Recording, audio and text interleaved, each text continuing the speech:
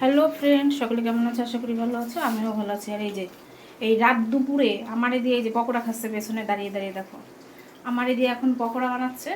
এই যে পকোড়া বানাচ্ছে, যে খাচ্ছে ওই পাশে বানিয়ে রেখে এইটুকুনি প্রথমে টেস্ট করে দেখলাম যে ঝাল টাল ঠিক আছে কিনা। এনার আবার ঝাল না হলে চলে না। ওই দেখো দেখো মুখ ঘোরাও কেন, এদিক ফিরে খাও।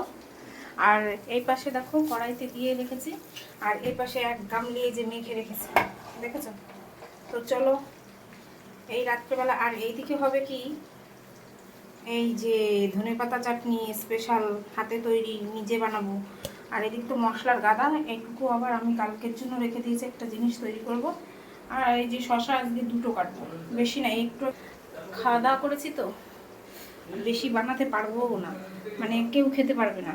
তো চলো ওই দুজন ওইদিকে আর আমি এইদিকে কাজ বাজ সেরে নিই, পরে ভিডিওতে আবার আসবো, কেমন? টাটা।